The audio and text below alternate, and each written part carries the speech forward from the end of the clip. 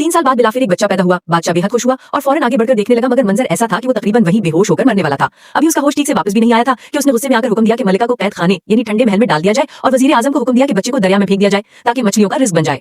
मगर हैरत अंगेज तौर पर बच्चा दरिया में तैरता रहा और डूबा नहीं। एक बहादुर जनरल ने ये मंजर देखा तो समझ गया कि ये बच्चा मुकद्दर वाला है, इसलिए जब सब लोग चले गए तो उसने चुपके से बच्चे को किनारे पर निकाल लिया। बादशाह को जब इस बात का इल्म हुआ तो उसने फौरन सिपाहियों को हुक्म दिया कि जनरल को गिरफ्तार करके बच्चा वापस लाएं। सिपाहियों ने जनरल को एक ऊंची चट्टान पर जाकर घेर लिया और इससे पहले कि वो कुछ कर पाता, सिपाहियों ने उसकी गोद से बच्चा छीन लिया। जनरल की इल्तिजाओं के बावजूद उन्होंने बच्चे को सीधा हजारों मीटर नीचे गहरी खाई में फेंक दिया। लेकिन किस्मत को कुछ और ही मंजूर था। नीचे एक लोमड़ी गुजर रही थी। जब इसने देखा कि बच्चा गिरने वाला है तो फौरन अपने मुंह से 3 रंगों की रोशनी खारिज की, जो बच्चे के इर्द गिर्द एक हिफाजती दायरा बन गई और बच्चे को आहिस्ता से वापस ऊपर चट्टान के किनारे पहुंचा दिया।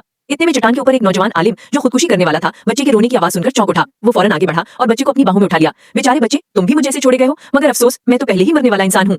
असल में वो आलिम बादशाह का मौजूदा आला तरीन आलिम और इम्तिहान में अव्वल आने वाला यानी सितारों का आलिम या स्टार स्कॉलर था। मगर जब वो अपने घर लौट रहा था तो उसके कसम खाए हुए भाई ने उसे पेट में छुरा घोंप दिया, सिर्फ इसलिए कि वो एक खूबसूरत और ज़हीन मर्द था जिसने